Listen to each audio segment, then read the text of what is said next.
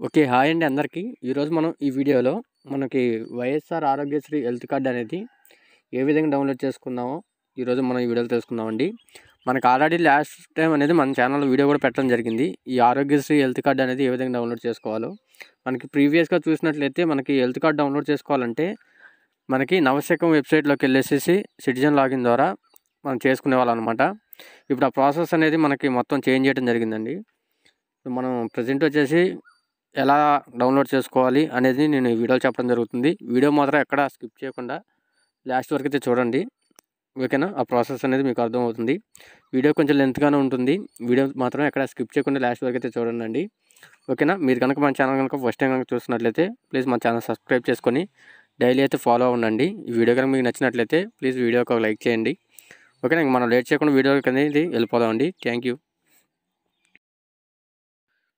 Okay. ముందుగా వచ్చేసేసి chrome browser open చేసేసి ఇక్కడ సెర్చ్ బార్లో ఏపీ సేవా పోర్టల్ అని చెప్పేసి టైప్ చేసి సెర్చ్ చేయండి. ఓకేనా? మనకి టైప్ చేసి సెర్చ్ చేసినట్లయితే మీకు డైరెక్ట్గా మీకు స్టార్టింగే రావడం జరుగుతుంది. ఈ వెబ్సైట్ లింక్ అనేది మీకు డైరెక్ట్గా మీకు వెబ్సైట్ లింక్ కూడా కింద డిస్క్రిప్షన్లో ఇస్తాను. దాని మీద క్లిక్ చేసినా కానీ డైరెక్ట్గా మీకు వెబ్సైట్ అనేది ఈ విధంగా అనేది ఓపెన్ అవుతుందండి. ఓకేనా? వన్స్ ఈ విధంగా ఓపెన్ చేసుకున్న తర్వాత మీకు డాష్‌బోర్డ్ అనేది ఈ విధంగా ఉంటుందన్నమాట. ఇక్కడ మీకు డాష్‌బోర్డ్ అనేది చూసేసిన తర్వాత ఇక్కడ మీకు లాగిన్ అని చెప్పేసి ఉంది కదా! దాని మీద క్లిక్ చేసిన తర్వాత ఇక్కడ సిటిజన్ లాగిన్ అని చెప్పేసి ఉంది చూసారు కదా! దీని మీద క్లిక్ చేసుకోవాలండి. ఓకేనా? దీని మీద క్లిక్ చేసుకున్నట్లయితే మీకు లాగిన్ డాష్‌బోర్డ్ అనేది ఓపెన్ అవ్వడం జరుగుతుంది. ఓకేనా? మీకు స్టార్టింగ్ ఈ విధంగా రావడం జరుగుతుందండి. మీరు దీంట్లో అనేది అకౌంట్ అనేది క్రియేట్ చేసుకోవాలన్నమాట. ఓకేనా? మీకు ఇప్పటివరకు అకౌంట్ అనేది లేదంటే ఇక్కడ మీకు చూసినట్లయితే క్రియేట్ వన్ అని చెప్పేసి ఉంది కదా! ఈ క్రియేట్ వన్ మీద క్లిక్ చేసినట్లయితే మీకు అకౌంట్ అనేది క్రియేట్ చేసుకోవచ్చండి దీంట్లో. ఓకేనా? దీని మీద క్లిక్ చేసినట్లయితే మీ మెయిల్ ఐడీ అనేది అడుగుతుంది. మీ మొబైల్‌లో ఏదైతే మెయిల్ ఐడీ ఉందో మీ వర్కింగ్ మెయిల్ ఐడీ, ఆ మెయిల్ ఐడీ అనేది ఇక్కడ ఇచ్చేసేసి నెక్స్ట్ కొట్టినట్లయితే మీ మెయిల్ ఐడీకి అనేది ఒక పాస్వర్డ్ అనేది రావడం జరుగుతుంది. ఆ పాస్వర్డ్ అనేది ఇచ్చేసి లాగిన్ అవ్వచ్చనమాట. నాకు ఆల్రెడీ అకౌంట్ ఉంది కాబట్టి నేను బ్యాక్ వచ్చేసేసి నా యూజర్ ఐడీ పాస్వర్డ్ పెట్టి నేను లాగిన్ అవుతున్నాను. ఓకేనా? ఇక్కడ మెయిల్ ఐడీ ఇచ్చినట్లయితే మన మెయిల్ ఐడీకి అనేది ఓటీపీ అనేది సెండ్ అవ్వడం జరుగుతుంది. ఓకేనా? ఆ ఓటీపీ అనేది ఇక్కడ ఎంటర్ చేసేసి మనం సైన్ ఇన్ అనేది అవ్వాలన్నమాట. ఓకేనా? ఎందుకంటే ఇది మనం ఆల్రెడీ చాలామందికి దీని గురించి తెలుసండి. ఎవరికైతే తెలియదు కాబట్టి అందుకోసం చెప్పేసి మీకు ఇంత క్లియర్‌గా అనేది చూపించడం జరుగుతుంది. ఓకేనా? ఆ ఓటీపీ ఇక్కడ ఇచ్చేసేసి సైన్ ఇన్ మీద క్లిక్ చేసినట్లయితే మీకు డాష్‌బోర్డ్ అనేది ఓపెన్ అవ్వడం జరుగుతుంది. ఓకేనా?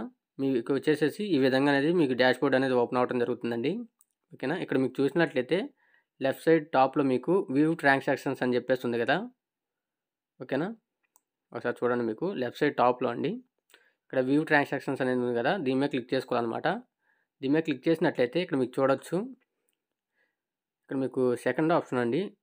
Health and family welfare department అని చెప్పేసి ఉంది కదా! దీని మీద క్లిక్ చేసుకోవాలన్నమాట. ఓకేనా? దీని మీద క్లిక్ చేసినట్లయితే ఇక్కడ మీకు చూడొచ్చు. ఫస్ట్ వన్ వచ్చేసేసి జనరేట్ ఆరోగ్యశ్రీ కార్డ్ అని చెప్పేసి ఉంది కదా! దీని మీద క్లిక్ చేసుకోవాలన్నమాట.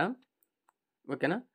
దీని మీద క్లిక్ చేసుకున్నట్లయితే ఇక్కడ మీకు 3 ఆప్షన్స్ అనేది రావడం జరుగుతుంది. ఫస్ట్ వచ్చేసేసి యూహెచ్ఐడి అండి. మీ హెల్త్ కార్డ్ ఐడి అనమాట. ఆ నెంబర్ ద్వారానే మీరు సెర్చ్ చేసుకోవచ్చు. రెండొచ్చేసి అప్లికేషన్ నెంబర్ అండి. దీని ద్వారానే చెక్ చేసుకోవచ్చు. మూడోది వచ్చేసేసి మీ ఆధార్ కార్డ్ అండి. మీ ఆధార్ నెంబర్ ద్వారా కూడా కార్డ్ అనేది డౌన్లోడ్ చేసుకోవచ్చు అనమాట. ఓకేనా? ఇక్కడ నేను వచ్చేసేసి ఒక ఆధార్ నెంబర్ అనేది ఇస్తున్నాను. ఓకేనా? ఆధార్ నెంబర్ అనేది ఇక్కడ ఇచ్చేసేసి మనకి ఇక్కడ డౌన్లోడ్ డిజిటల్ కార్డ్ అని చెప్పేసి ఉంది కదా! దీని మీద క్లిక్ చేసుకోవాలన్నమాట. దీని మీద క్లిక్ చేసుకున్నట్లయితే మనకి కొంచెం లోడ్ అనేది అయ్యి పేజ్ అనేది మనకి కార్డ్ అనేది ఇక్కడ డిస్ప్లే అనేది అవ్వడం జరుగుతుంది.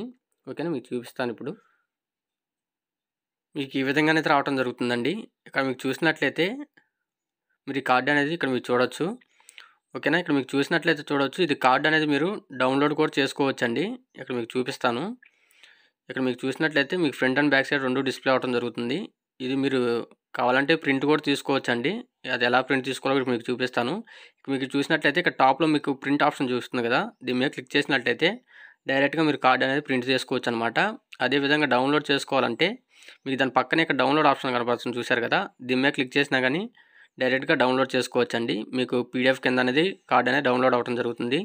అదే విధంగా లేదనుకుంటే మీ కీబోర్డ్‌లో కంట్రోల్ ఎస్ అని చెప్పేసి క్లిక్ చేశారంటే మీరు ఆ విధంగా కూడా డౌన్లోడ్ చేసుకోవచ్చనమాట. ఓకేనా?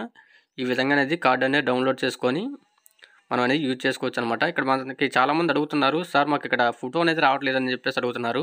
మనకు ఫోటో అనేది మనకి సెల్ఫ్ లాగిన్ కాబట్టి సిటిజన్ లాగిన్స్కి అనేది ఫోటో అనేది డిస్ప్లే అవ్వదండి.